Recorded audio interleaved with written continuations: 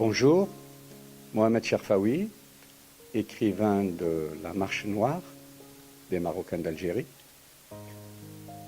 C'est une facette de l'immigration marocaine dans le temps. Il faut savoir que les Marocains d'Algérie ont commencé à circuler entre les deux parties du Maghreb, c'est-à-dire le Maroc et l'Algérie, depuis le 19e siècle. À titre d'exemple, j'étais très surpris d'apprendre qu'il y avait une navette maritime quotidienne dans le passé entre la ville de Nador, côtière sur la Méditerranée, et son homologue en Algérie, Oran. Et donc il y a des centaines de personnes qui tous les jours circulaient entre la région du Rif du Maroc et l'ouest oranais de l'Algérie. Cela montre que les Marocains du monde dans cette région avaient une tradition de l'immigration. Et c'est comme ça que mes grands-parents et mes parents se sont retrouvés dans la région d'Oran, sachant que mon père venait de la région de l'Hoceima et ma mère, ses parents, venaient de la région de Nador. Ils étaient là depuis des décennies et ils se sont installés et l'Algérie était devenue leur pays. Et c'est comme ça que moi, je suis né à Oran. Donc je n'ai jamais immigré vers l'Algérie puisque ma ville natale est Oran et j'ai connu que ça jusqu'à mes 20 ans. C'était en 1975, c'était l'année du bac, c'est l'année où j'ai eu mon bac. Et cette année-là va connaître beaucoup d'événements, dont un des événements principaux, c'est le 6 novembre 1975, quand le Maroc organise la marche verte pour récupérer le Sahara dit occidental. À ce moment-là, donc on est en début novembre, moi je fais mes études à Alger, dans une grande école d'ingénieur, puisque je suis de formation ingénieur. Et le hasard a voulu que je voyais très souvent Abdelaziz Bouteflika, à l'époque ministre des Affaires étrangères de la République algérienne démocratique. Et le hasard a voulu que cette école où j'étais était mitoyenne avec l'aéroport militaire d'Alger et Abdelaziz Bouteflika, qui était le plus jeune ministre de l'époque, on l'appelait le ministre turbulent, était très actif et donc il a envoyé l'accueil de différents chefs d'État du tiers-monde qui venaient rendre visite à la révolution algérienne.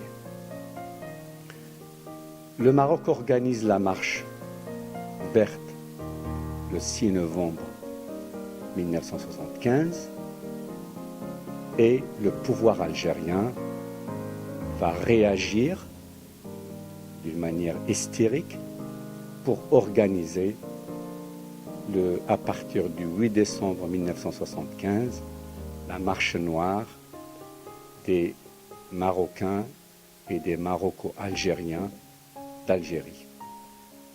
Et la descente aux enfers va commencer pour nous.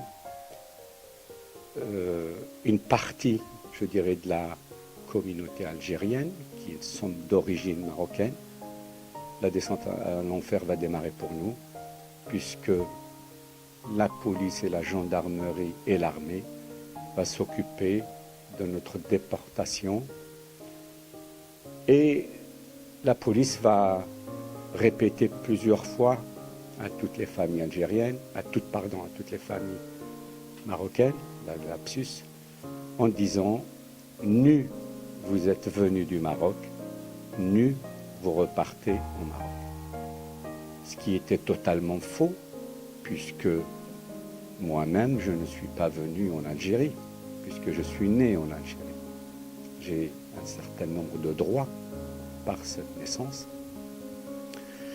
Et également, c'est faux parce que les Marocains d'Algérie ont donné de tout ce qu'ils ont de meilleur pour que la révolution algérienne puisse atteindre son but de l'indépendance de l'Algérie. Ils sont des milliers de Marocains qui ont donné leur vie. Mon grand-père était trésorier de la section du FLN dans le quartier. Mon grand-père, le 6 juillet 1962, jour de l'indépendance de l'Algérie, était le seul à avoir le drapeau algérien. Mon cousin Abdeslam est mort en 1958, les armes dans la main, en disant à toute la famille, cette cause, c'est notre cause. Les Marocains d'Algérie vont introduire quelque chose de très important dans la révolution, c'est que les Rifins qui ont fait la révolution avec Abdelkrim Khattabi vont apporter le savoir-faire de la guérilla dans tout l'ouest algérien, dans l'Oranais. Je disais, les Marocains ont apporté un savoir-faire qu'ils ont appris dans la guerre contre l'Espagne, dans le Rif, qui était la guérilla, et plusieurs sections du FLN dans l'Oranais étaient dirigées par des Marocains d'Algérie. Tout ça n'a pas suffi pour protéger cette population civile qui est totalement innocente. Et notre seul crime, c'est d'être d'origine marocaine.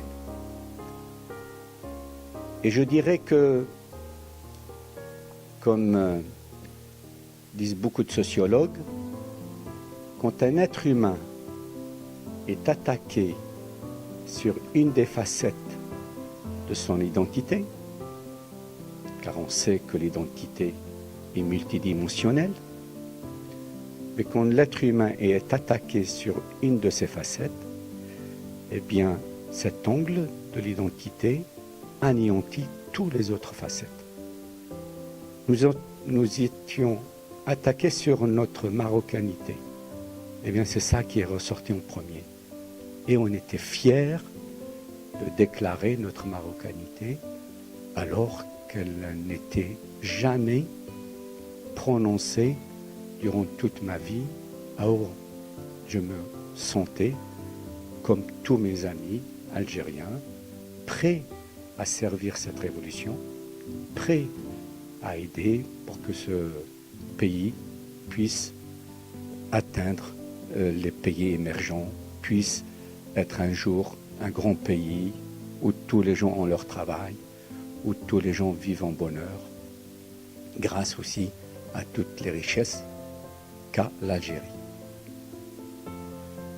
Aujourd'hui, j'ai écrit ce livre-là, La Marche Noire, d'abord pour la mémoire, pour que les générations d'aujourd'hui et celles à venir se souviennent, sachent qu'il y a 45 000 familles qui, dans une période de 2 mois, ont été déportées manu militari du jour au lendemain de leur pays de naissance vers un pays de leurs ancêtres qui ne connaissaient pas et qui va les accueillir aussi, qui va les accueillir les grands bras ouverts.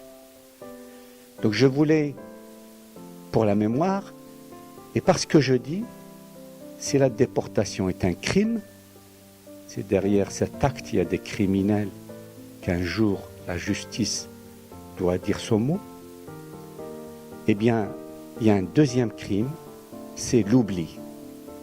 Oublier ces souffrances profondes qu'ont vécues ces familles modestes est un autre crime et je ne voulais pas y contribuer. C'est la raison de l'écriture de mon livre qui retrace ce que les familles d'origine marocaine et algéro-marocaine ont vécu pendant cet hiver de 1975, en plein fête d'Abraham, la fête du sacrifice, et de l'Adha. La fête du sacrifice est le 14 décembre. Le 8 décembre, on commence à déporter les familles marocaines et ça va durer jusqu'à début janvier 1976. Voilà de quoi est capable un dictateur qui a pris le pouvoir en 1965 par un coup d'État.